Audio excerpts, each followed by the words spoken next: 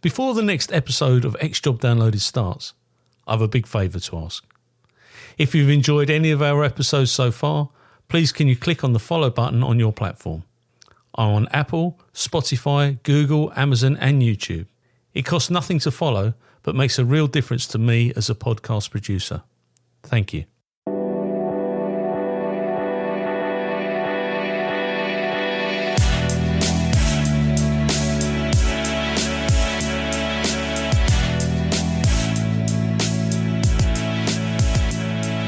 This interview is being tape recorded. My name is Paul Maleary and this is X Job Downloaded, and today I have the absolute pleasure of interviewing Colin Sutton. Now, Colin was a DCI with the Metropolitan Police and another couple of other forces, I think, over your time. That's right. But today we are in sunny Norfolk. Are we Norfolk or Suffolk here? Norfolk. Norfolk, Yeah. Lovely. Thanks so much for having me at your lovely home today. Colin, I ask everybody this, where did it all begin for Colin Sutton? Well, I was born and grew up in Enfield in North London, on the poor side of the A10. It's sort of Enfield's divided by the Cambridge Road, and if you live one side, it's a bit sort of grubby, and the other side, there used to be industry and all sorts of things down at Bramshill where I lived, and of course that's all gone now. And yeah, my dad was a PC in the Met, and my mum did various things, and then landed on working as a clerk in the solicitor's office and gradually sort of worked her way through doing various things, and she became a conveyancer, and then finally she was an expert in licensing. And by the time she retired in her late 60s, when they changed the Licensing Act and you didn't have to license premises, or you licensed premises rather than the individual, probably 1 out of 3 supermarkets throughout the country she'd done licensing for, because they had contracts with the big sort of supermarket chains and the Co-op and things like that. So they, pretty sort of humble, ordinary, sort of working classish sort of background, I suppose. I grew up living with my mum's parents in Enfield. She was insistent that she didn't want to go to a police house or police flat because she'd rather save up so that they could buy their own house. And it wasn't until I was about 9 that they achieved that. And we moved literally sort of 600 yards away, sort of 2 streets away. And what year were you 9, if you don't mind me asking? 1970. Yeah. I moved there, yeah. I was born just the end of 1960. Yeah. During the double season for Tottenham. I just thought I'd get that in. So they have actually won the league in my lifetime.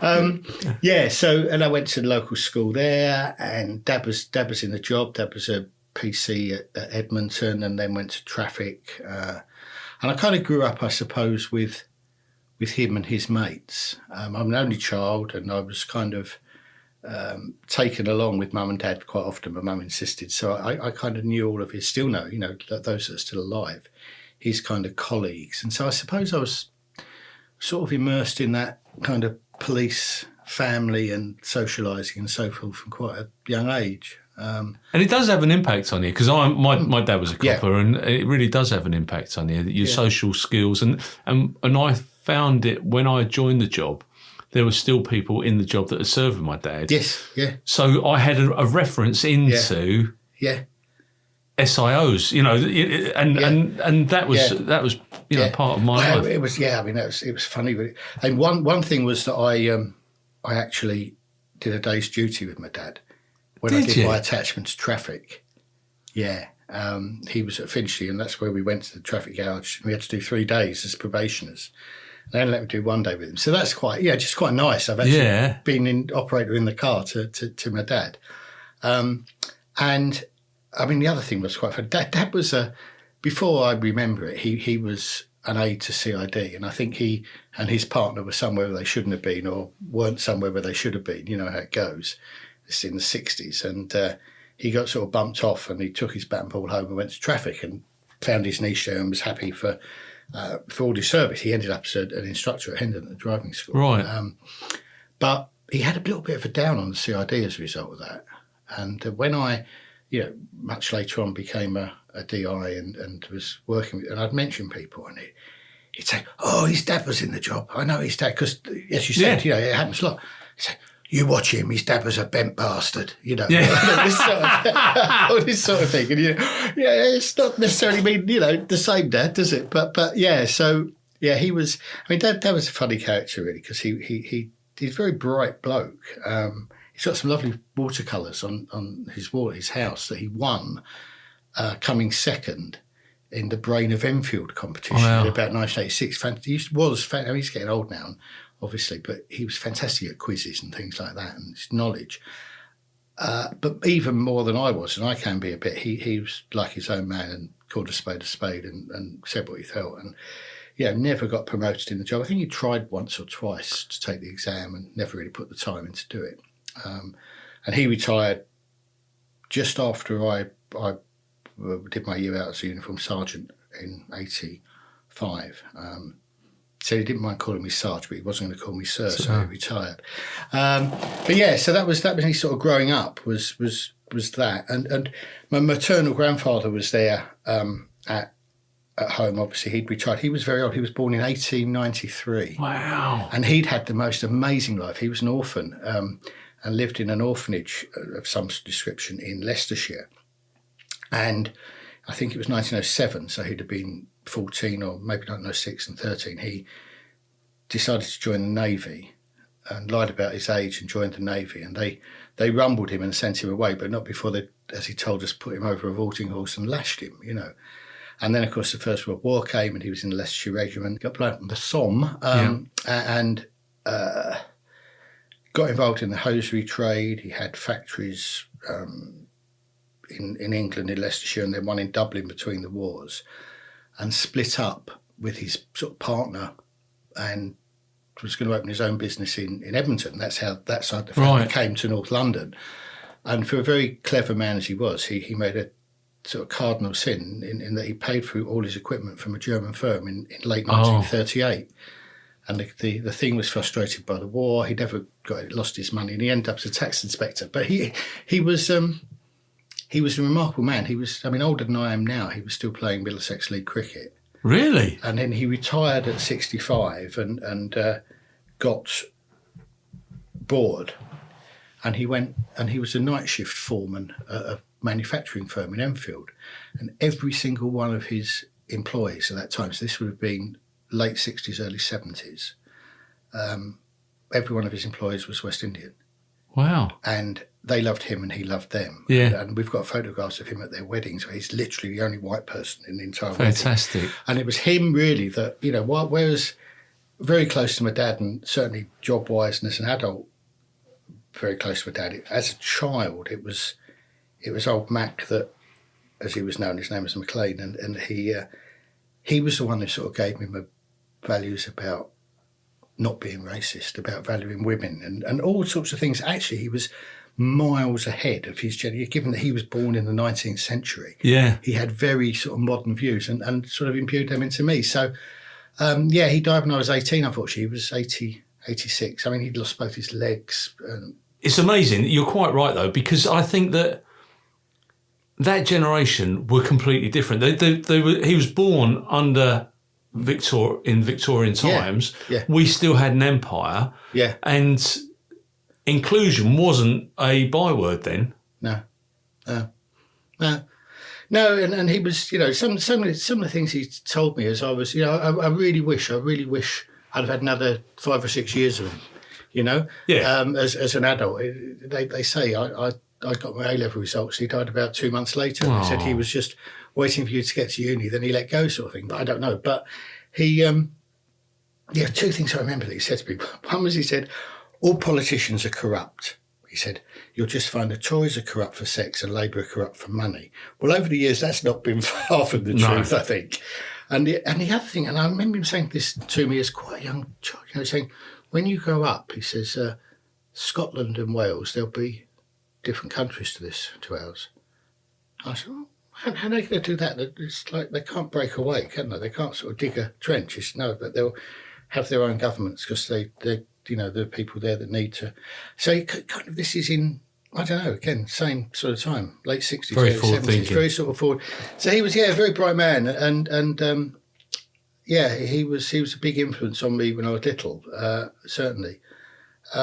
Yeah, so that was that, and I went to school in Edmonton to a school called Latimer, which is one of these kind of what they call it, grant maintained grammar schools or voluntary aided grammar schools. So basically, it's a place these days where the sort of middle classes in London from all over North London pay tutors to coach their kids through the exam because it saves them a lot of money for a decent education. Yeah, and you know, I'd done well at junior school and went there and had a bit of a shock actually, because there were lots of people who'd done well at junior school, and first sort of term, and I got my first report, and it was horrific for me, you know, and but I pulled my socks up and was there for obviously the whole way through, and I did a lot of O levels and A level, 3 A levels, and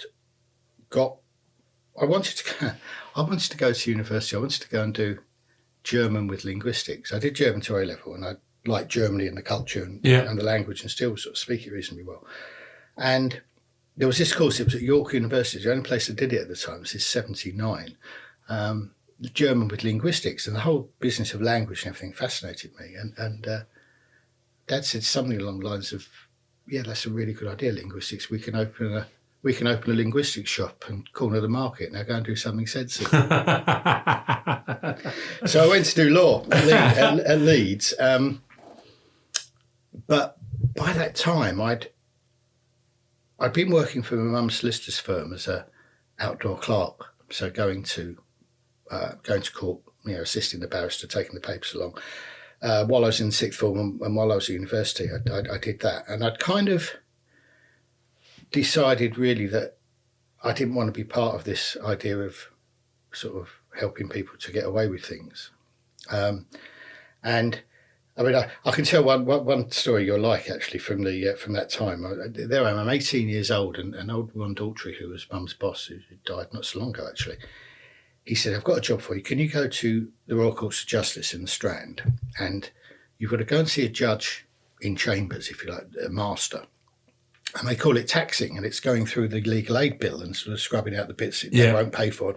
He said, "It's ever so easy." He said, "Look, this is it." And I'm 18 years old, but okay, I'll do anything. You know, so I get on the train, get on the tube, go up there, go and do it. This lovely old judge was really kind to me and realised I was nervous as hell and didn't know what I was doing and talked me through it, you know, absolutely fine, no worries. And I came out and I'm desperate for a wee. I really, really need the loo.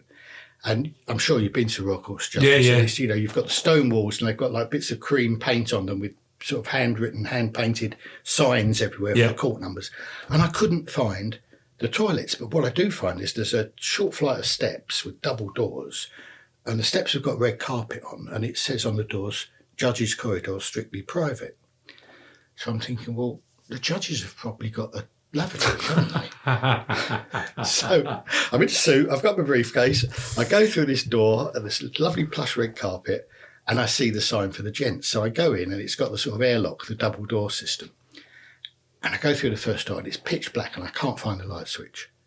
So I go through the second door and it's still pitch black and I still can't find a light switch, but my eyes get accustomed to the light and I make out the shape of the urinals on the wall. Thank God for that. And I go over, put my briefcase down and, relief, you know what it's like. And then I hear the doors go. And it's somebody who knows where the light switches are because the lights come on. And I look over my shoulder while I'm still standing there having a pee. And there's a judge, no wig, but with his gowns on, coming in. And he looks at me and gives me the most old-fashioned look. And obviously I'm 18 years old. I'm clearly not a judge. No. And I look back and turn around away from him. And I see in front of me, there's a mirror and a soap dispenser and 2 taps. And I was standing there peeing in the sink. And the urinals are on the wall behind me. That's brilliant. So I thought at that point, perhaps it's best you don't go to the law college, you know, perhaps you find something else to do. I'd wanted, people say, when did you decide to want to be a policeman? So I was kind of involved in the kind of culture and community of it from being a child. But I felt a little bit embarrassed about people saying, "Oh, you're going to be a policeman like your dad." They probably said it to you, you know. And I was a bit sort of, and Mum wasn't very keen on the idea anyway, I think, as well. And so I never really let on. And when I decided that that's really what I wanted to do, and I didn't like, I think I was too immature to go away to university, really. I found it quite hard going up to Leeds. Yeah. I did all right academically, because touch wood, I always have done. But, and I decided, there's no point. And then, there's no question, having A-levels, I was unusual as recruits in 1980, as it was then.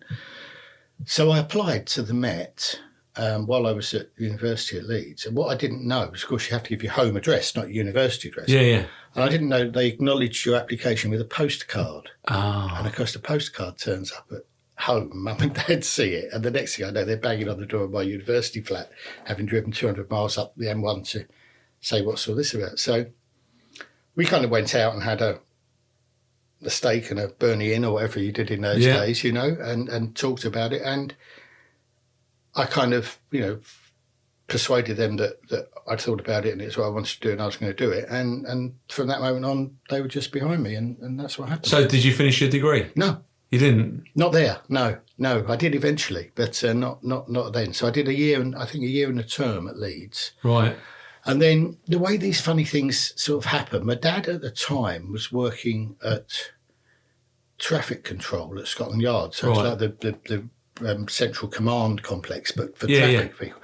And, Dad being Dad, he was there because he'd given two fingers to the chief superintendent about something and they had to send someone there and he got like a punishment posting for a year or so.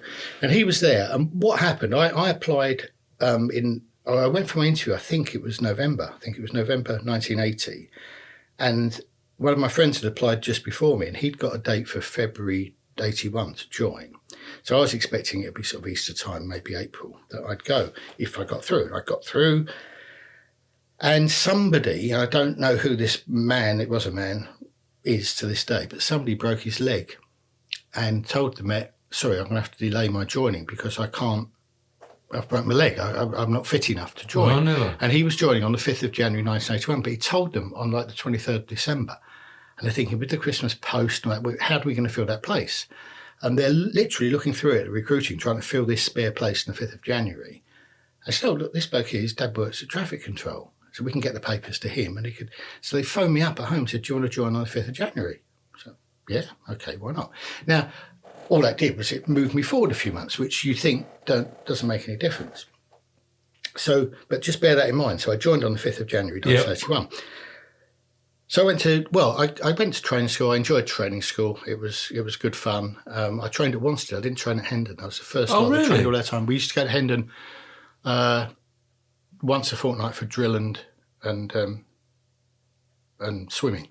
And Wanstead's not that far from Enfield. No, that's right. It's not there now. It was an old tower block that was a cadet centre and was being used as a training school. And, I didn't know that. Yeah, and we, apart from the cross countries twice a week before breakfast around Brodsey Flats, which weren't the greatest thing in the world, but we used to go for drill. And I'm not the most coordinated of people, really, Paul. I don't really do dancing or people sort of say, I'm not sure how you drive or play football or golf or anything, but somehow I managed. But we were doing the drill and I could just about manage the walking and the marching and stuff. But it was the halt that I was finding difficulty with. And they had this thing at Hendon and at Wanstead training school where the punishment if you did something wrong was early turns. You had to get up at 6 o'clock and do stuff like that.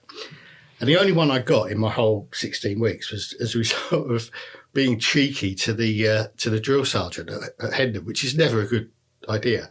He did laugh though, and it was generally I think funny because I'm trying to do this halt and I'm failing miserably. It looked like I'm skiing or whatever. And he yells out and barks out in the window, Sutton, are you that uncoordinated when you're making love? And I said, no, Sergeant, but I don't keep getting told to stop. And he laughed and said, early turner. Yeah, that was worth it. But yeah, so I did that and it was okay. And I've got a book prize somewhere or something. Exams have learning stuff's always been quite easy to do, so it wasn't a problem. And I got posted to Y District, which was the district that covered boroughs of Enfield and Haringey, so sort of a home posting, if you like. And I was going to go to Enfield, which was really a home posting. That's where I'd grown up. But my best friend, who now lives in Austria, was never a policeman, never made a policeman, Dave, but his father was. His father was chief superintendent at Tottenham. Right. And I knew him really well. We'd been mates since we were 10 years old. We'd been on holiday with families together and all this sort of thing. And Pete was from North Nottinghamshire, and he was he thought he was a Yorkshireman, really. He nearly was. He's a big, bluff man, Met Police first team fast bowler. You know, he's dead. He's been dead about 20 years, sadly, but lovely man. He intercepted my posting, basically. He said, you won't learn anything. Because in those days, Enfield was a bit quiet and a bit of a backwater, and it had bits of Essex and Hertfordshire that have now been, since 2000, have gone to the county forces there as well, so Cheshunt and things like that. So, I ended up at Tottenham, and I went to Tottenham. What year were you there then? 81. I went there just after the sort of the riots of Finchley Park Carnival. In fact, the commander couldn't welcome us that day to the division when we all went to Green Divisional Headquarters because he was off sick, having got a bit of a kick in, Jim Dickinson, the commander. And there's a guy called Pat Carson, who was Detective Chief Super, who was deputising for him, and he had his the commander's spectacle case where he'd been kicked with a big dent in it, and he'd shown it to everybody, saying, "This is what you're up against," And I did. Tottenham was six miles down the road, and all I knew it for was football. So I used to go to football there, and and I used to go mostly to the Spurs when I was a kid with my mum, because my dad, for about 9 seasons, had the job of escorting the away team coach into the ground on his police motorbike. Oh, really? So he could never go to home games. So I used to go with my mum or with his friend, a bloke called Alan Fleury, who's a legend in the Met as a driving instructor at Hendon, Ace Fleury. Yeah. So I used to go with them. But anyway, so I went to Tottenham, and there's a guy called Rolly Stone picked me up from Dog handler Rolly Stone. Yeah, huge man. Yeah, and I still see Rolly now, and I've known him. He's a lovely, lovely man, Rolly. Absolute epitome of a gentle giant, but huge, and he's still absolutely huge man, and powerful, and good man to have around when it got a bit tasty. Yeah. He picked me up in an old Mark II Escort and took me to Tottenham, and I saw Pete Taylor, Dave's dad, and called him sir, and he sat down and he said, here I'm sir, home I'm Pete, that's it, you've got the idea. And had 2 days off because my team had just finished nights, so they had 2 days off then. 2:00 on the Thursday I paraded at Tottenham. By 2:10 I was at the coroner's court / mortuary at Hornsey doing a brought in dead sudden death, and by 4:00 I was walking around Broadwater Farm Estate, and I'm thinking, what the hell? Yeah, what have I done? Because it's only 6 miles down the road, but the difference in night and day in the kind of surroundings, and I think I realised, or maybe looking back on it, realised I'd had quite a costed life really in Enfield and the school I went to and that sort of thing. Things were very different. And, so I went there, and I had no real ambitions to be anything other than a really good street policeman. That's what I wanted to do. That's what I wanted to be. Yeah. And it was a good place to do it. And, still friends with people there and did my best to sort of get involved. And, I think there was I know now, because I've talked to people past, there's a little bit of suspicion because they knew I'd sort of given up university to go there, and I had A-levels and I'd been to a decent school and all this sort of thing. It was a little bit sort of unusual, but mucked in and did what I could. And so the farm was a bit challenging to police, should we say? Yeah. Even in the early 80s and before 4 years before the riot. And you had to go to training once a month and do an exam every month, and I did that, and that all went okay. And then you do your final probations exam in the September. So I'd come up to 2 years in January 83. Yes. And the final probs exam was September. I passed that. And I get called in by Peter Taylor's gone now. He's gone somewhere else. But the superintendent calls me in, chief superintendent, forget which one, and said, right, well done. You've passed your final probs exam. You got 94% or something ridiculous, How do you feel about taking the sergeant's exam? So I said, well, yeah, I will do one day, sir, And one of the best bits of advice that my dad ever gave me when I joined, and that I passed on to my son when he joined, was never turn down an opportunity for training, because you never know. No, exactly. When it's going to be useful to you or someone else or whatever. And he looked at me and he said, no, I meant in January this year. Which is your 2-year anniversary. 2-year anniversary. So I said, well, you know, if you think I could do it, they had to sign then a certificate saying you were competent to be a sergeant. And I've got 18 months service. They said, well, we'll sign the paperwork if you want to do it. He said, it's probably a good time to do it because you've just done a lot of study. Yeah. So I said, okay then. So I sort of signed up there and then to do the exam. Now, the exam was always the first Saturday in January in those days. It was the old exam, learning 150 pages off by rote sort of thing, and knowledge and reasonings. It wasn't multiple choice tick box things. Manual guidance. Yeah. The updates took longer than the reading. Yeah. So I said, okay, well, I'll do it. And that's where the 5th of January came into it, because that year, the 1st of January was a Saturday, so it's a bank holiday.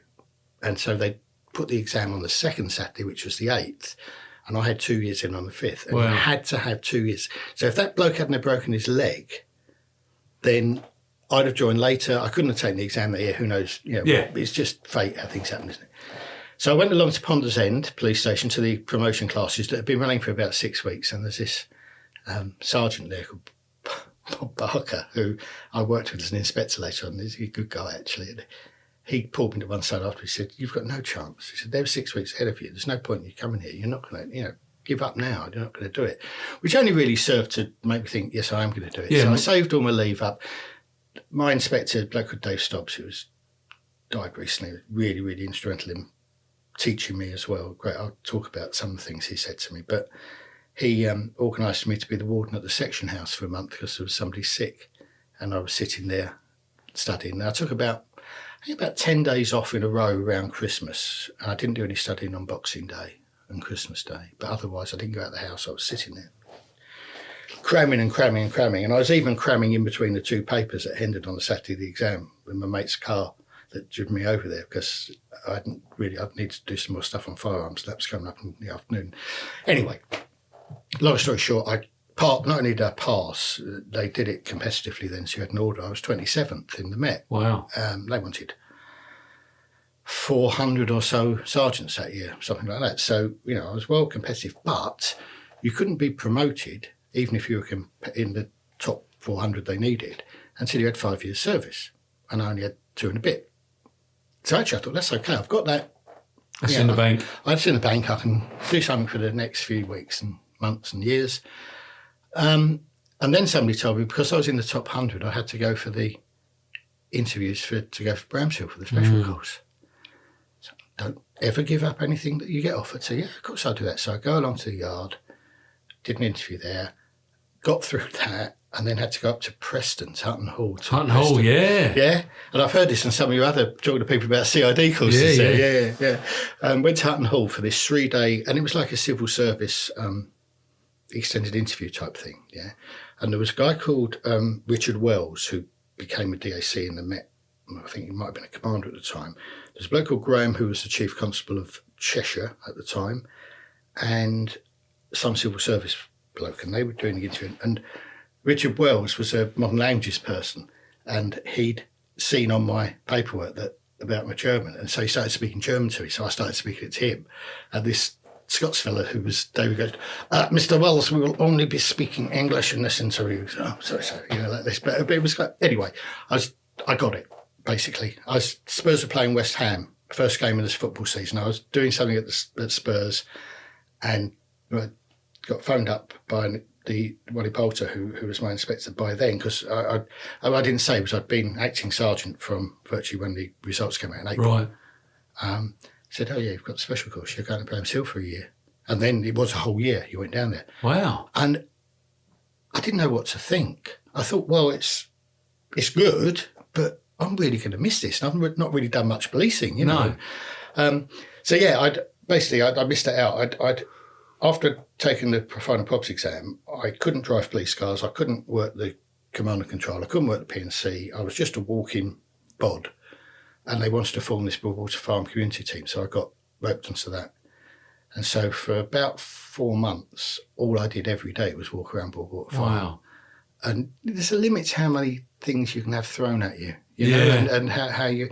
And it was really, really soul-destroying. It really was. And it was really the only time of my service I really didn't like. And in fact, the guy that I was partnered up with, we used to walk the long way round from Tottenham Nick to the farm and try to lock somebody up on the way. So we didn't have to go on there. So actually, productivity was probably quite good, you know. But so I've been doing that. Then as soon as the exam results came, right, we haven't got enough sergeants. You're acting sergeant on another side to change teams. And I had 2 substantive sergeants and myself and another woman, Chris Cave, who just passed the exam. And I've got 2 years and 3 months service. Wow. And it was pre-pace. Yeah. So station officer was doing custody and the station and everything. I'm doing that at Tottenham. My cousin was there then. What? Sean Mcleary. Sean Mcleary. Yeah. I know Sean. Yeah. DC, wasn't he? Yeah. He's a good guy. Yeah.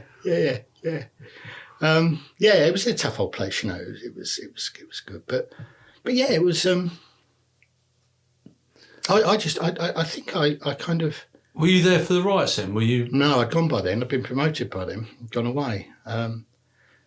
No, I left Tottenham end of '83 because 3rd of January '84 I went down to Bramshill for a year. Oh, okay. A special course.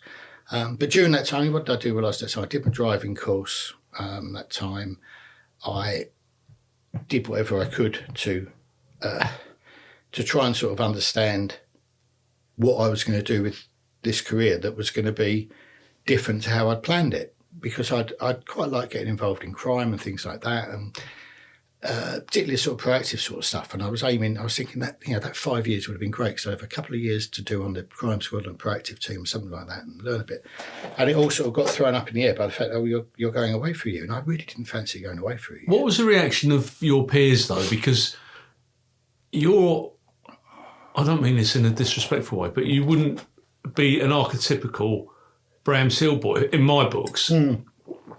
You'd been, you know, for me, you'd have been one of the lads getting on with all the stuff, taking part in all the fun and the banter and all the stuff that was going on at that time. Yeah. And you'd have probably built a lot of friendships and relationships, which is quite evident from what you're saying. So what was the reaction when you made this big announcement? Right, have a lovely Christmas, boys and girls. I'm off to Bramshill. I'll see you in a year. Yeah. I mean,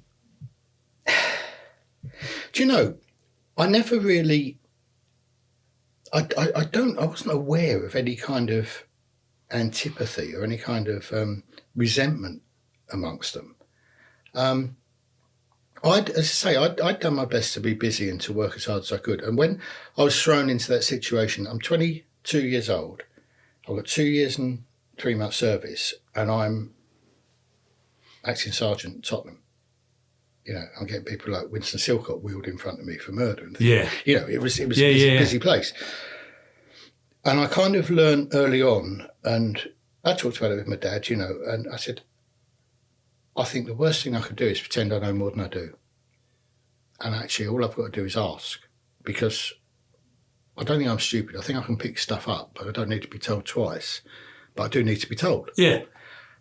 And that kind of stood me in good stead, I think, as to how my career went, because I kind of... There were a number of occasions when I found myself doing things that you wouldn't have thought I'd have been doing in some ways. And some ways I think the whole thing in life is...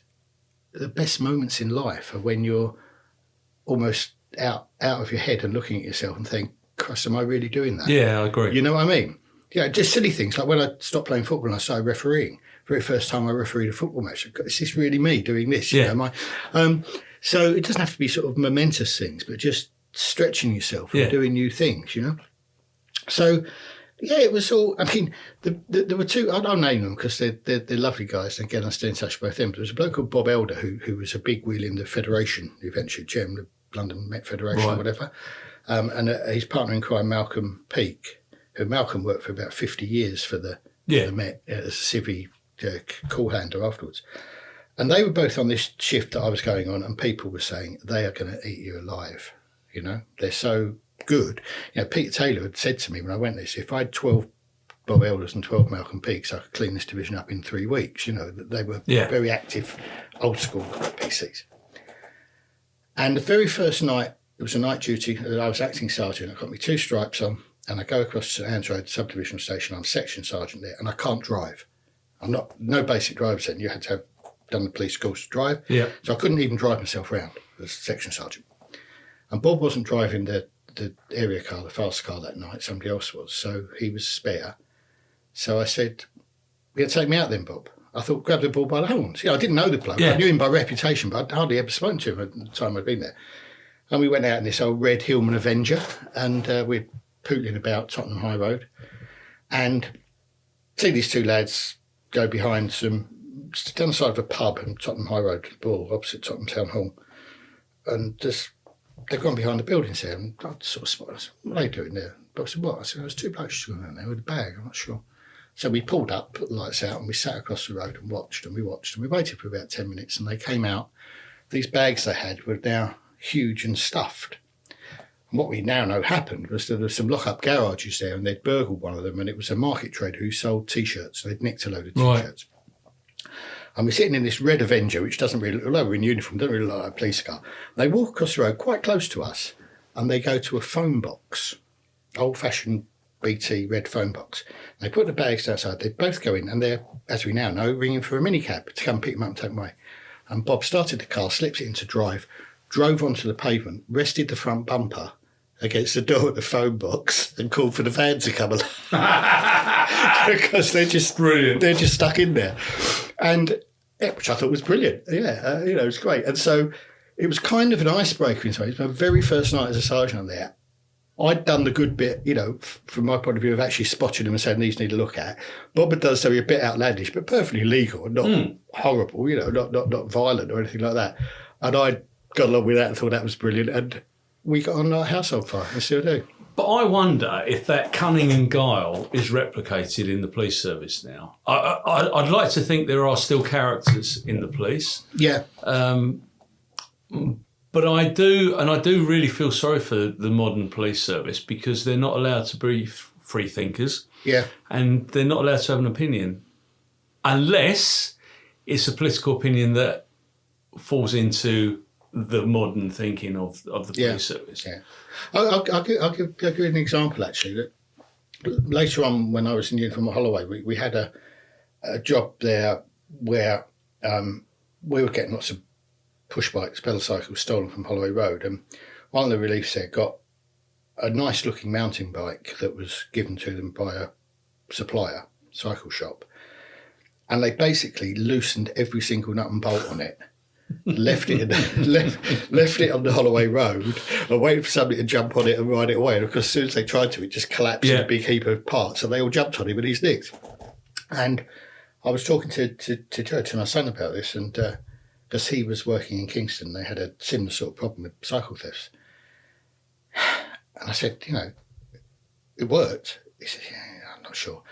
We have to be a bit more careful than that these days, And but he took it to his bosses, and I think they ended up doing something. They superglued the cog to the chain, or they somehow immobilised it, but without making it as dangerous, so somebody wasn't going to fall off of it in front of an Arctic, which was obviously the worry now. So I think there's still room for that kind of lateral thinking and pushing the envelope, but it's just you've got to do it with a lot more kind of care and respect. Yeah, you have the health and safety. Yeah, which it's just a different world, It's just how it is. And I do get that, but I mean, it's the funny things that happen in policing. Like I say, I'm not sure. I'm sure they do happen. Of course they do, but it is a different era, and I understand that as well. I don't know, Paul. I kind of think. I thought it got worse during my service, but then I realised it seemed to get proportionately worse to the more rank and position that I have. You're absolutely right. You don't get to know about it, know, when it goes on. But dropping water bombs off the top of the police station and things like that, that would be frowned upon. Yeah, and somebody would complain that they're being bullied. Yeah, there was a fantastic story from Tottenham just before I got there. There was a talk of it where. It was night duty, it was quiet, they'd had a water fight, and you got all the walkers, because you had lots of people walking about then as well, a few cars. And they're all into this park area, and there's a van with somebody standing on the back step lobbing water bombs, and they got the lights off so it can't be seen, and it collides with a seesaw, and the seesaw goes through the windscreen of the van, and literally just hit, I won't name him, but just hit the driver on the mouth, and then stopped, and just cut his lip a bit. How lucky. And it was all cleared up, and all the plastic bag, the plastic bags they used to put parking tickets in was what they'd use for these water fights, and it was all cleared up and everything was hushed up, and It was, saw somebody, we came near to have a look for him, and I ran into a seesaw. I'd rather that than the issues that they're facing with the likes of Carrick and Cousins at the moment. God, I mean, that is, if that's the worst that was happening at that time. I'm not sure it was. But, no, I'm sure it wasn't. But I think there's always been people like him. It's just it's easier to with social media, it's had such an effect on the world, and everyone having a camera in their pockets had such an effect on the world, and things are just different. But I'm a firm believer that there were some weirdos joined the job with me at training school, and they got rooted out while they were there because they were doing residential training. They were being watched 24/7 by experienced police officers, and they say he's a wrong and he's not for us. And before they actually got the chance to go anywhere near a member of the public, they were out on their ear. And that doesn't happen now. But my son joined 9 years ago this August, and he did 9 years ago. He did 8 to 4 at an office block in Richmond or somewhere. And went home every night. He can't remember the people he was at training school. Where people I was at training school with, people you were at training school with. They're mates for life. Absolutely. So I think it's different. You've got your picture up on the wall of. I assume that's at Hendon, and no, that's at Wanstead. Yeah, that's Wanstead. Yeah. Wanstead, yeah. And that is, and absolutely, we had sequential collar numbers on my. We had such a big. Yeah. I mean, our collar numbers are different to the Met ones, but. But the Met warrant numbers were. You have warrant numbers, and then you go to a different area and you'll get a different collar number. Well, our collar numbers and our warrant numbers stayed the same. Yeah. And I was 2330, but I could name everybody in that group of 30 people. Yeah. And it was, and the girls that were on the court, absolutely all of them, and we keep in touch with them. And you couldn't have got on with all of them because that's how life doesn't work like that. But the majority I still keep in touch with, and I think the police are missing a trick. And if you look at the stuff around the Baroness Casey report, community policing is at the heart of the issue. And when they start closing police stations and selling police houses and stop residential police training, that's when the issues begin. Yeah, I agree. I think it's a big thing I do. I mean, it's about supervisors. Dave Stobbs, who I referred to, who's my first inspector, when. He kind of said, you won't be doing this for long. I said, what do you mean? I'm here for the long. He said, no, you won't be a PC for long. It was right. As it turned out, I didn't think it'd be quite as quick. But he was, he'd do things like he'd take me to go and see people who wanted to make a complaint and watch how he conciliated it there and then and squashed it. And, I learned that from him. But he said to me once, he said, frontline policing, he said, you do not do leadership from behind a desk. So for now, I said this to my son when he got promoted. I said, for desk now, read computer. You don't do frontline leadership from behind a computer. You've got to be out there with, and if you're out there and with them and understanding, you'll get to know them better because you'll see them in high stress situations and you'll see them when they're being themselves, if you like. And also, it gives you the chance to set the example. It gives you a chance to show the standards that you want and you require. And that's, you can send as many emails out from the centre as you like saying, don't be racist, don't be homophobic, don't be misogynistic. You can, but actually, you need somebody there to make sure you're not being any of those things. Yeah, to absolutely. set the example of not being those things. And I think that's, yes, it's about processes, it's about systems in terms of vetting and all the other things having to go on. But frontline leadership by good, strong, committed leaders is what will solve the problem. Yeah, absolutely. I absolutely agree. And dare I say it, those people that are at the top now. McPherson came out 30 years ago. Yeah. If we're saying that 30 years ago there were issues and they haven't been addressed, then those people that are at the top of the tree now were part of that problem then. Yeah, absolutely. It's a real shame. The whole thing, Paul, has gone. I had conversations about the way promotion and the identification of leaders and so forth went in the police when I joined, when you joined. It was kind of, sergeant and inspector, you had to take the exams, that's a national standard, but as well as that or beyond that, it was about people who were doing an excellent job in the role they were doing and so were identified as having a chance to prove they could do an excellent job at the next step. Yeah. And some point in the 2000s or 1990s, whatever, we changed and we got this sort of more HR-y approach, if you like. So we've got all these HR functions now that aren't done by people who know the business, who know policing, but are done because they've learned about HR, but they might have come from, industry or the NHS or wherever. And you've got this system whereby you have to be considered for promotion, you had to show that you were able to take on things outside your normal role, which identified you as being suitable for the next rank. Okay, so if you look at that absolutely logically, if you have got X amount of effort, commitment, passion, or whatever for the job, and your X is bigger than my X is bigger than his X maybe, but everyone's got X. Yeah. If you put all that X into doing the job that you're actually in, then you've got no time or enthusiasm or energy to do any of these things that get you promoted. So in order to do those, you have to do X minus Y in your day job to have time and effort to do all these things. So my argument was, well, actually what you're doing is you're promoting mediocrity, because what you're saying to people is it's okay to be all right in your day job and do these other things, but if you actually go 100% at your day job and have time for nothing else, we're not going to promote you.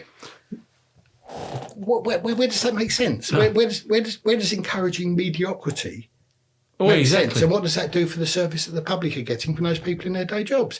Oh, sorry, I can't come around and do this that I promised to do for you because I've got a project tonight where I'm, And you're absolutely right. I mean, I think, as I say, you look at the chief officers now, and there's some fantastic people in there. But there are some very mediocre, and you see them in the media on a regular basis. I mean, I will speak of Essex because they're lucky, because BJ Harrington has got a good background in public order, and he knows his... Ex-Tottenham man, you see? Yeah, well, he went to the same school as my dad. Not at the same time, I hasten to add. He's a lot younger than my dad, but... I'm pretty sure he was Tottenham PC. Yeah. St Ignatius is a Catholic. I played football for their old boys. Did you? The twilight of my football career. Yeah. In Enfield. To get a scholarship to go there at the time. Yeah. So I didn't know he was an Old Ignatian. I played football for about 4 seasons. There's a guy in that picture there, my special course, that was one of your chief officers as well. Actually, was a mate of mine. Was Joe Edwards. Oh, what a lovely man. I mean, very funny. Sadly passed away, but what has he? I didn't know. Some considerable time ago. Because we haven't had a reunion for about 15 years. Yeah. So some time ago he passed away. Oh, that's really sad. I think he transferred down to Sussex. He did. He was chief in Sussex. Yeah, and he passed away. But what a character. Yeah, absolutely. So I saw him on the television when you had one of your hijackings at Stansted. Yeah, that's right. He did. Yeah. He was a real character. The last time I saw him actually was at the National SIO's conference. Right. And I think he was maybe in Sussex, but then he started off in Hampshire. Yeah, we were in the same syndicate on the special course, and he was a really, really good guy. What was that like, though? I mean, you're with the great and the good from across the whole country, aren't you? That's the special course. Yeah, I mean, it was interesting. So we go for the whole year. So I literally went on the 3rd of January and finished on the 18th of December or something, I think. Bramshill, for people who don't know it, is, I think, on the market again for about £11 million, but it's a Jacobean mansion in 273 acres of Hampshire countryside near the border with Berkshire. Hartley Wintney is the nearest sort of town. It didn't know, I went there in 1984, it didn't know at the time whether it was Sandhurst or whether it was a university, and it had kind of trappings of both. Yeah. I was on the 22nd special course. So basically what you did was you went there for a year, you did all sorts of studying, you did all sorts of practical things, and you came out and then spent a year as a uniform, or detective, you'd been a detective when you went there, so a year as a sergeant, and you take the inspector's exam while you're down at Bramshill. Oh, do you? Pass it, yeah. And as long as you pass that and you pass the course, do a year as a sergeant, you get made to inspector. Right. Okay, so that was the deal then. That was the last one of that sort. They changed it. So I'm 23 years old. I'm the youngest on the course. There were, I think, 28 people on the course, all men, which is the first time it's all men. And I think about half of those, 12 or 14, were from the Met. And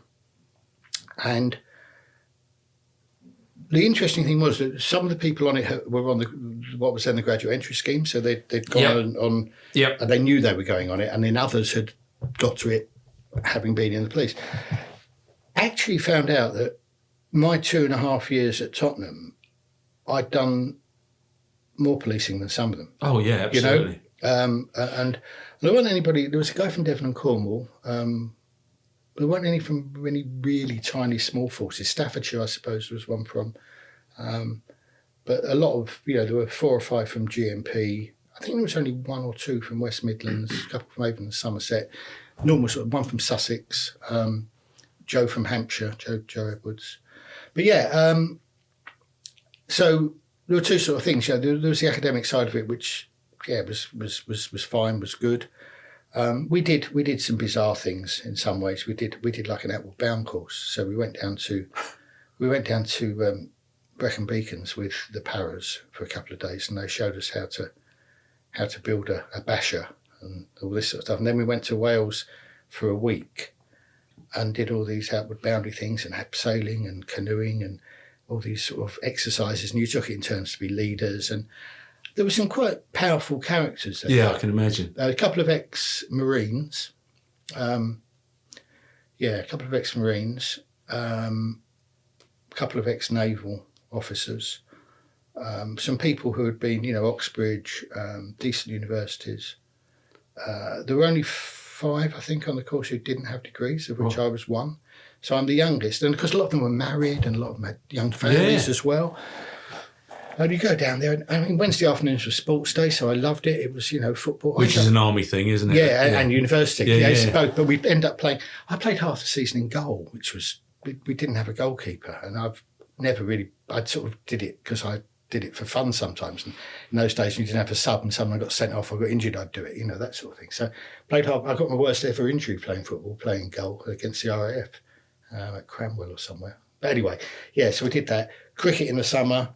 There was archery, there was bowls, there was a rifle range, there was a gym, there was squash courts, there was 4-a-side football, because it was quite a small court every night, virtually. Every 2 weeks there was a dining in night where you put your best bib and tucker on and all this sort of thing. You had to go for 2 weeks to a force that was different from your own, right? As an attachment in the summer. But they gave you, I think it was £77 for your expenses for 2 weeks. So you had to go somewhere you knew someone. So I had a friend of a friend who lived in Poole in Dorset. So I went to Dorset Police and spent 2 weeks, a week on a response team, then a week planning and then policing the what's now the Bournemouth International Air Show. It was then the Herne Airport or the Herne Air Show or something, which was very, very interesting and lovely part of the country. And I think, in many ways, what it did, it's one of those courses where you learn stuff on it and you thought this is useless, this is pointless, what's the point of it? And then actually a few years later you think, oh, hang on a minute, I know what to do here. This rings a bell. It was one of those. It was kind of crept up on you, the usefulness of the course. What it certainly did for me was gave me a completely open mind, unusually in the Met, about non-Met forces. Because I realised they're not all carrot crunchers. Exactly that, exactly, and so that was unusual. And I used to say to people, actually, do you know what? It'd do you all good to just go and spend. Which the Met actually did later on in the 80s. Yes, they did exchange. Yes, that's right. They did. Yeah, so I remember we had a guy from Cambridgeshire came to Holloway when I was there. Yeah. So that was all good. How do you feel now though about the direct entry superintendents and direct entry into detectives and etc., so on and so forth? I don't think you can be absolutely sort of categorical about the system. I think it's so much of it depends on individuals. I've only met one direct entry superintendent, and not only did I find her very capable and charming and sensible, but I know that her team, staff, division, BCU, whatever they call it this week, that they thought that of her too. I think it's all about the individual. I think you I can understand that our kind of first reaction would be, no, don't go there, don't do it. It can't work. I think if you've got talented and decent individuals, then it can work. And it has done in some cases, So I'm not saying I'm definitely against it. I do a lot of, I say a lot, probably 3 or 4 times a year, I do talks to sixth forms or colleges or universities and things like that. And one of the things I'll always get asked is, I'm thinking of, I'm off to university now in the upper sixth, year 13, whatever they call it now. And I'm going to this university to do this, and I want to apply to be a direct entry detective. What do you suggest? What advice do you give? And each one of them, I say, when you get to university, go and see your local force and join us as special. Yeah. I said, because there are a number of things. If you're deeply cynical, it looks good in your CV, whatever you choose to do. Yeah. It may be that you find out from that you really hate the idea of being a police officer and policing, in which case it serves its purpose. Yeah. Or it'll give you a really good grounding so you know a bit about the organisation when you go into what is a difficult route into policing.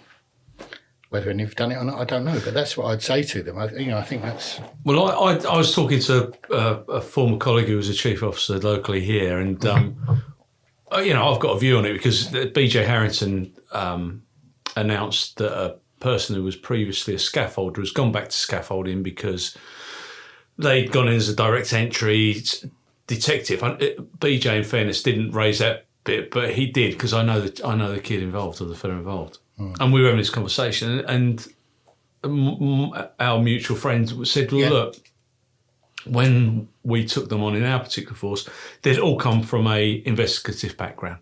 So they all had, trading standards, it could have been customs excise, whatever it may be, but they all had the ability to carry out an investigation. So I think you're quite right. It is person-centric as opposed to anything else.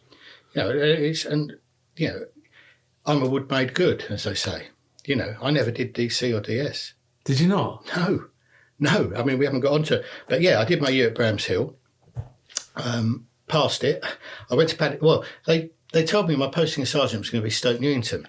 And because I'd just come from Tottenham, which is next door. Yeah. I said, look, I'm not going to learn anything. It's just the same. It's the same people just across the road, They said, okay, then, A to D. So basically Westminster. Where do you fancy going in Westminster? So I don't fancy being a tour guide. Paddington or Tower Road. Yeah, that sounds all right. So I said, D then. And I ended up going to Paddington Green. Paddington Green as a sergeant. Which was then the terrorist centre. Yeah, absolutely, yeah. And I went on, we had a huge team. I think we had 7 sergeants. Wow. And only one of them was over 35. And they were a great bunch of blokes. And I had a really good time there. I knew I was only going to be there for a year.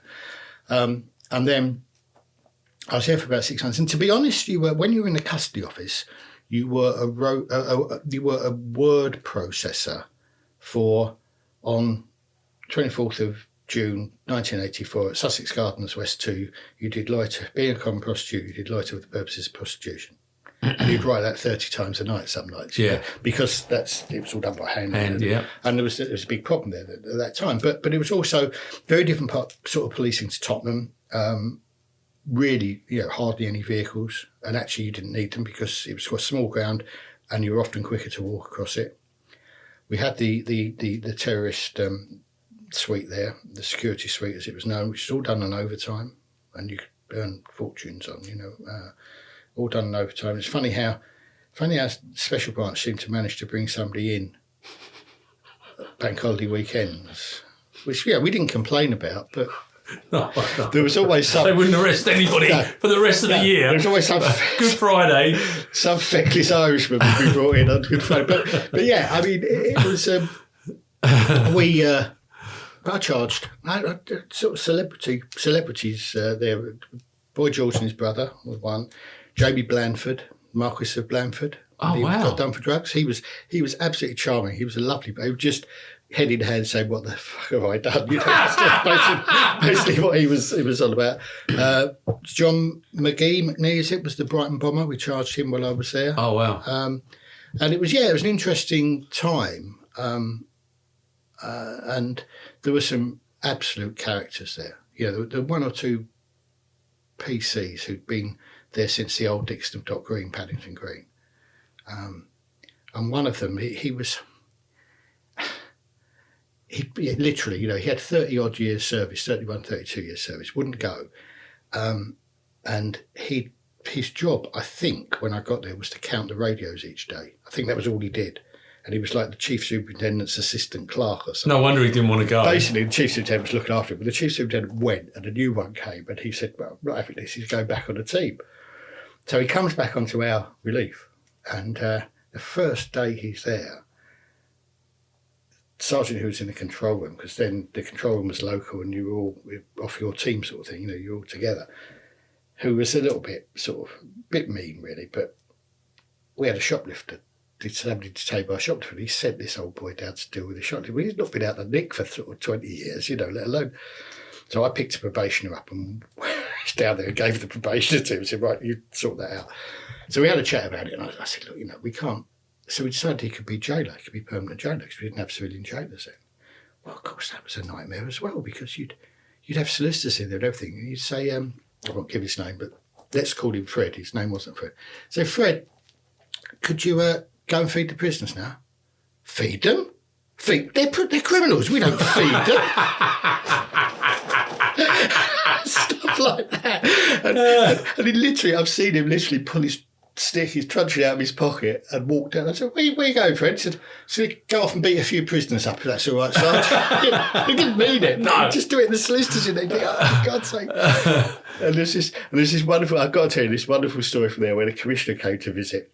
Okay, and there's an old sergeant there who, probably dead now actually, and he came unstuck for various reasons, but anyway, gripped the rail in the end, I think. But he was a custody officer or station officer. He was a custody officer. We were doing the dry run for Payson, and he's in there, and there's been this chief super, who's a staff officer for the commissioner, has been fussing around all morning about making, you know, it's Paddington Green. I dealt with 38 prisoners, my business ever, 8-hour tour duty.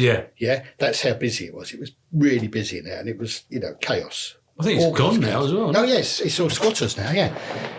But anyway, there was always bits of paper and forms and bags, and you know, it was just chaos. And this staff officer, chief superintendent, wanted it to look absolutely perfect for when the commissioner came in, and this old sergeant's got a little bit fed up with it. And he's sitting there writing something, and the commissioner's sort of 2 minutes away or whatever, or 3 minutes away, and the staff officer comes in and says, very, very tidy in here now, Sarge, well done, thank you very much. He goes, oh, thank you, sir. And he carries on writing. And then this chief superintendent gets on his hands and knees and he's down on the desk in front of him, leaning under the desk like that. He says, you all right, sir? He says, yeah, there's a cigarette end under here. I can't quite reach it. So the sergeant says, puts his hand in his pocket. He says, oh, don't fuck about, Governor, have one of mine. Yeah, because everyone smokes in the offices, didn't absolutely. they? Yeah, I mean, it was horrendous if you didn't smoke, but overflowing fag, ashtrays. Yeah, those sort of square metal things, yeah. So I had a good time there. Then the last 6 months I went on the DSU, which was like the bright vans, if you like, shields and all that sort of thing. And it meant we covered the whole of Westminster really from that and elsewhere. And so I was sergeant on that, and we had, it was quite interesting because I'd done a weird driving course back at Tottenham. I had a driving course booked for something like the October 83, and my dad was, as I said, was at the driving school. But I've also taken part in motorsport and various things for most of my sort of adult life. And the guy who was the secretary of the Motor Club was chief inspector at the driving school. And again, some other's misfortune was my good fortune.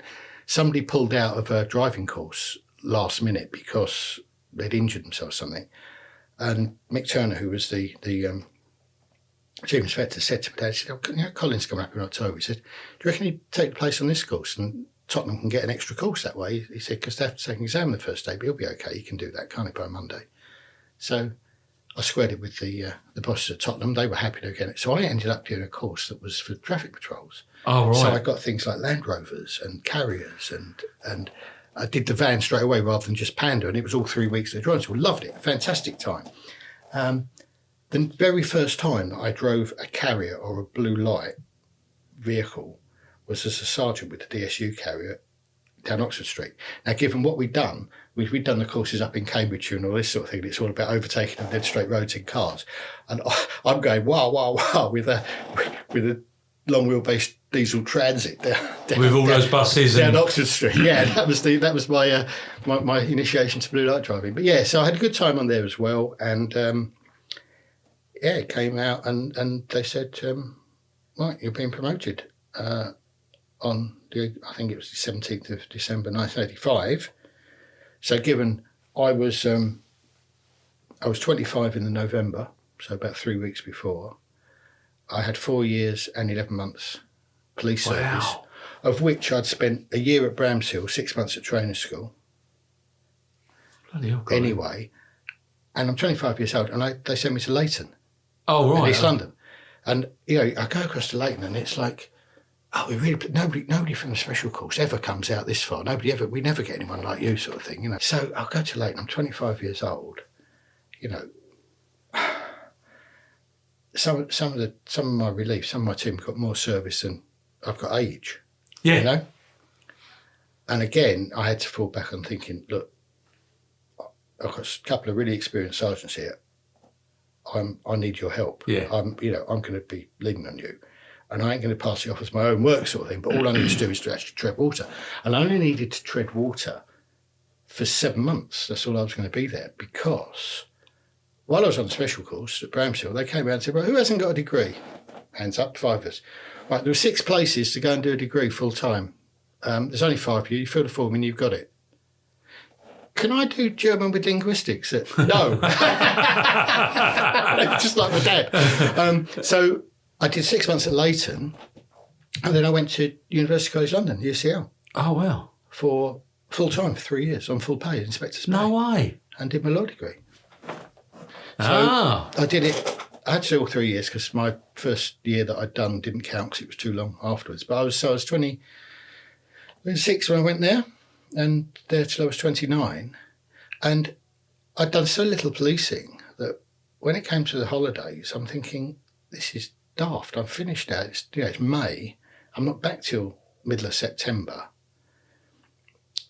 So I spoke to my sort of contact back at the Met, who was a guy called Dave Strang, who again was on the special course with me. He was chief inspector then, sort of career branch. He ended up as chief in Scotland somewhere, Lothian and Borders, I think.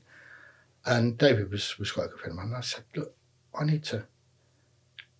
going to be, if I spend 3 years out, I haven't got that much experience to back onto. I'm going to be like starting again from scratch when I come back. So I think I ought to do some police work during the holidays.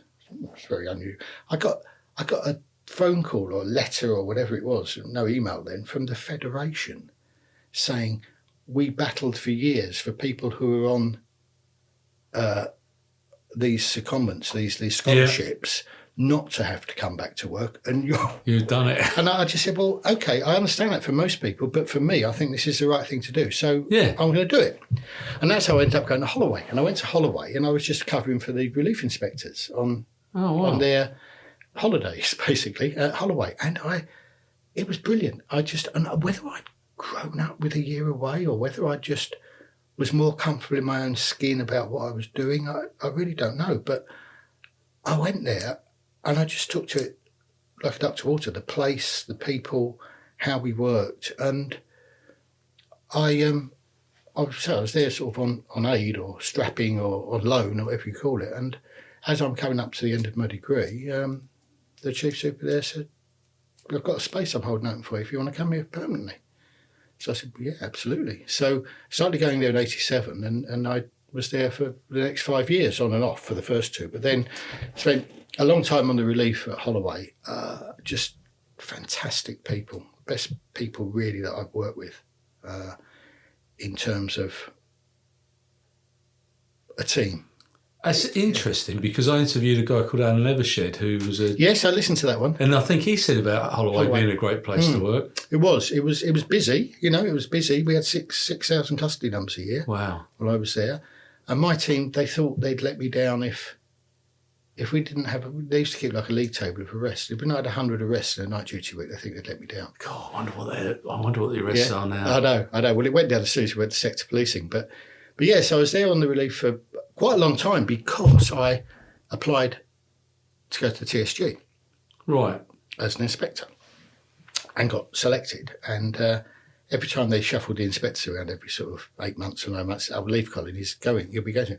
What they did was they took one carrier off the TSG. So the post I was selected for disappeared. Right, yeah. And the 2 guys that were there as inspectors were there with their feet under the table for years, and I never got there. Right. But because I had this sort of, I'd been identified as that's where I was going, they left me alone, left me with my relief. And yeah, it's great. I've been, the probationers on my relief now from those early 90s have all been retiring the last few years, and I've been going to their retirement dues. Brilliant. And we've got a really sort of, we have loads of reunions 2 or 3 times a year, really active sort of Facebook group with us all on. And it's just, and I did a gig up in York, did a sort of a talk, an evening with sort of thing in a theatre in York last year. And one of my probationers and her partner, they came to see me, surprisingly, because they live up in Barnard Castle now. She's from that part of the world. A nice sort of symmetry. She was probation on my relief. She ended up, for most of her service, a lot of her service in firearms. She was a firearms instructor as a civvy after she retired. Right. And she was my son's firearm instructor for a bit when he did his firearms. Oh, wow. So, yeah, it was just a nice sort of symmetry.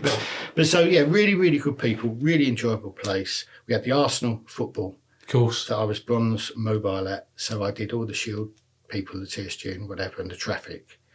And I have to say, I used to quite enjoy putting removal stickers on Arsenal fans' cars. Is that bad of me?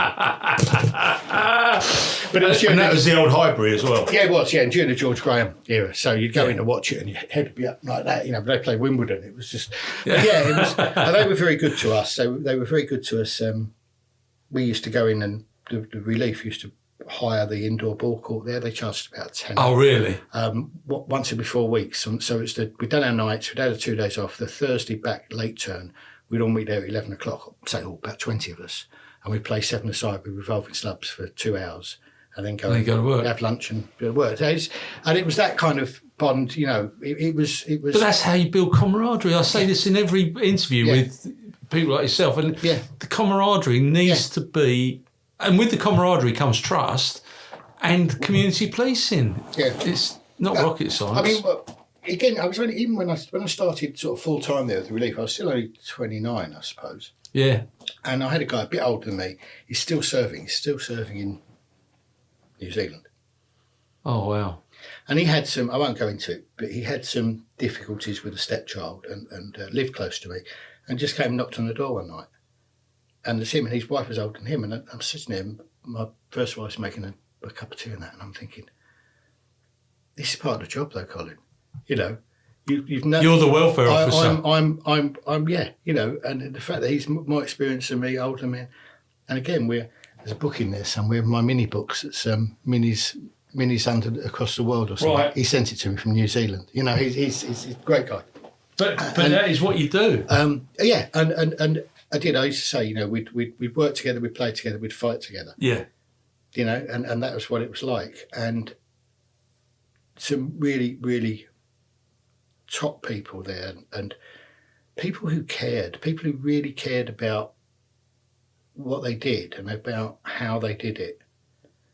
And didn't really get any, considering it was a busy sort of place, but thinking people, even PCs, reasonably experienced PCs, but would come up with ideas about stuff, and we had, there's a place called the Gresham Ballroom on the Holloway Road. Yep. I dare say it's gone now. Big old Irish dance hall, nice place. Used to have CID do there every year, and we were virtually on first name terms with the bouncers, because there'd always be a bouncer in the cells on sort of Sunday early. Yeah.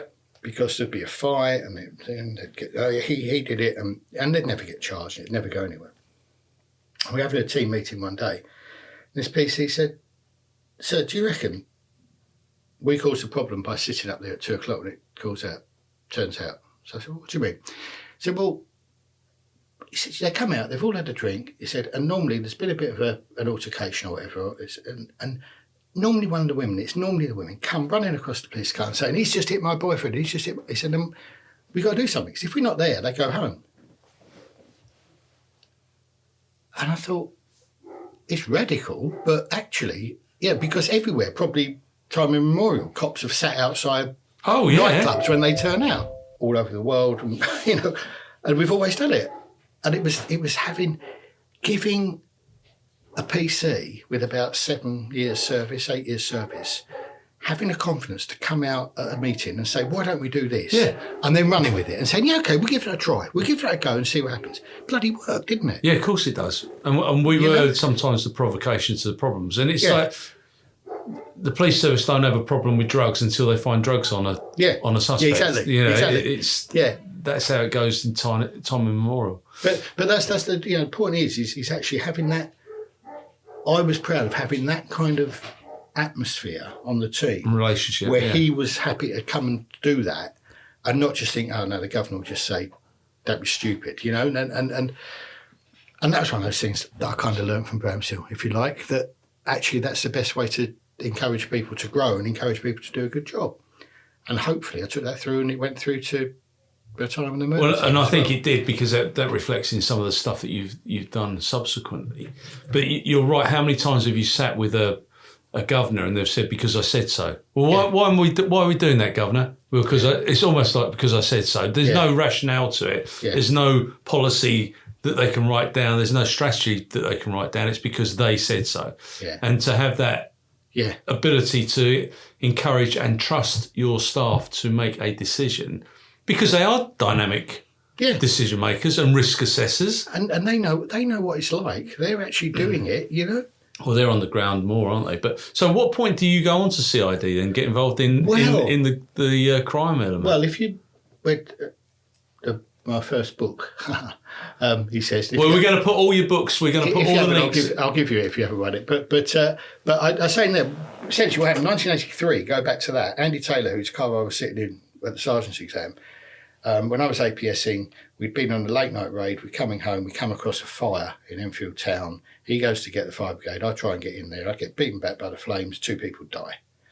And I feel a bit bad about it, thinking I should have gone in there and done more. I'd have died as well. And the old superintendent phones me up and says, we need a statement from you. Come down to the incident. Oh, I've squared it with your boss to spend a few days on the team with us. And I spent about 2 weeks on this first murder squad I've ever been on. And I was absolutely fascinated by his job, sitting there in the horseshoe with his red book. Right, okay, what have we done? What does it mean? What do we know? What do we do next? And you see his head, and I'm thinking, oh, I like that. That's a good job. That's a really good job. But because of the way my career path was, I thought, it's never going to happen, but that's a good job. And then 2 things that altered that, I suppose, is one, when I was at Holloway, there were a number of sort of people that have been an influence on me over the time I was in the job. And one of them was a bloke called Budgie Cade, who was a PC who came to us from the SVG, and he was at Tottenham, and he was just hilarious, but a great copper. And he went to the Stolen Vehicle Squad, the old Chalk Farm C10, if you've heard of it, yeah. And I've always been into cars in various ways, you know. And I bumped into Budgie somewhere and said, you know, it's when I'm an inspector at Holloway, and I said, what's going on then? You know, what's happening? It's about 89. I'd just gone to Holloway full time. And he said, RS turbos and XR3 cabriolets. He says, we're losing hand over face. Yeah, we were at that time. He says, and we don't know, we can't work out where they're all going. I said, okay. In fact, one of them, subsequently, I'll come back to that. It's an Essex police connection with this as well. So okay. So I looked at it and I thought, well, that's something for the team to do, isn't it? We've got all these, you know, we've got about 25 PCs and 6 sergeants or 5 sergeants, whatever I had, in Holloway, A1 coming down that way, Seven Sisters Road that way, you know, quite a big. So I sat down at a team meeting. I used to have them once a month, first early turn each month, and we'd sit down and talk about what we were going to do and bits and bobs. And I said, well, I've got this idea. Okay, I said, I've written 2 sides of A4, idiots, not that you're idiots, but an idiot's guide to, and I said it like that because, you know, they'd laugh.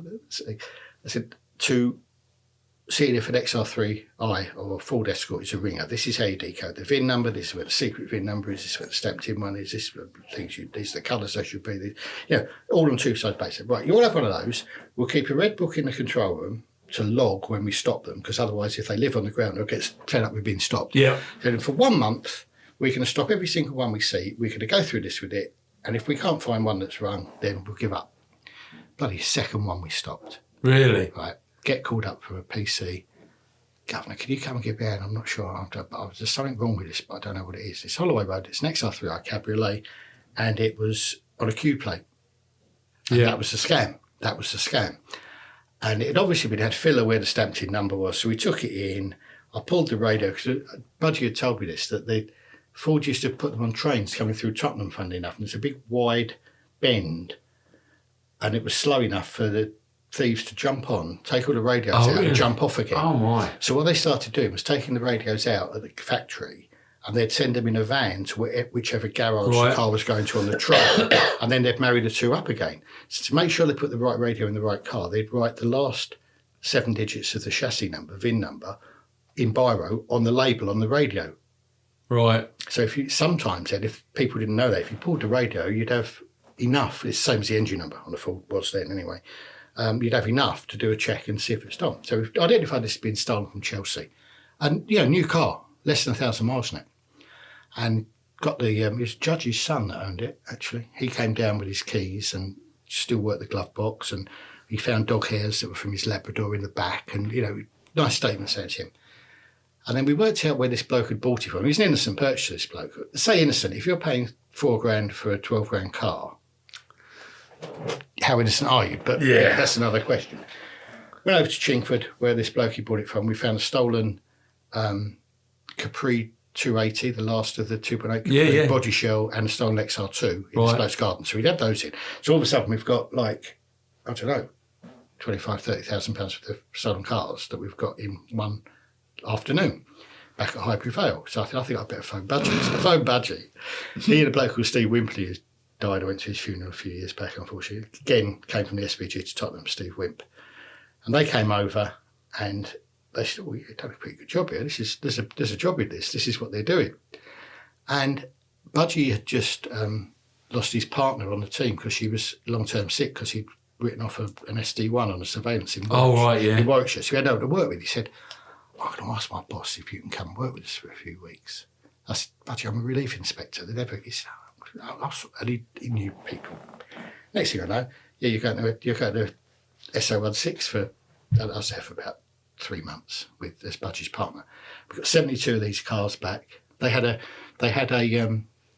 it's a good story actually. They had one of the team, his girlfriend worked for Dagenham Motors, and she nicked a box of 5-part coloured no carbon stationery with their head in it. And what they were doing, electric typewriter, they were typing up receipts for a body shell, an engine, a gearbox, nicking very new cars, taking all the identification off, and going along to Ilford, mainly, to the vehicle registration office, saying, yep, we built one up out of parts. Here's all the receipts. Oh, yeah, you can have a Q plate, and then selling it for half price. But one of the cars that we got back was an RS Turbo that it was an Essex PC, lived in Canvey Island. I don't know if this rings any bells, but his wife or girlfriend he lived with worked for Fords, and she'd got him this RS Turbo through the employee scheme. Yeah. He'd done 62 miles. It was stolen off his drive in Canvey Island. No. But we got it back. But yeah.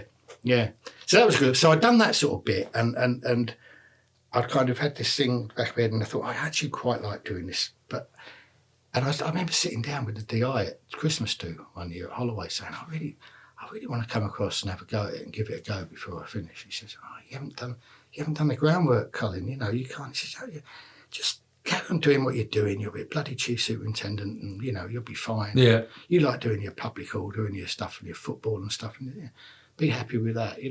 He said it in a nice way, but that's what he said. And then what happened was the Met decided, probably quite rightly, that they had too many chiefs and not enough braves, and that they were going to try and lose some ranks, and they didn't have any promotions to chief inspector for, I think it was 4 years. They had a moratorium. Yeah, that's right. On promotions.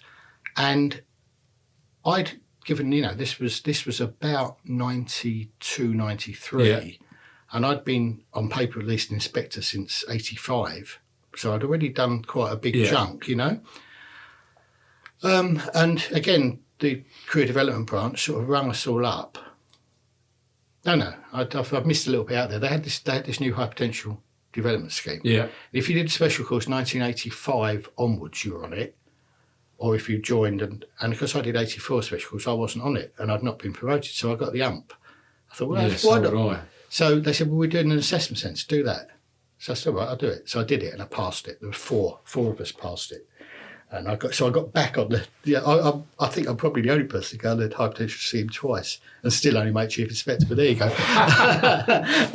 But so I was on that. So they said, "Oh, well, we're trying to, while there were no promotions, we want to develop you. Is there anything you'd like to ask?" "Yeah, I'd like to be a DI, please." "Oh, yeah, you can do that." And within weeks, and we'd started sector policing then. So the duty officer inspector role was you were working with different teams, not your own team. Yeah. And it was not the same, So I was ready to go and do something else, so I did. And I went to Islington as DI.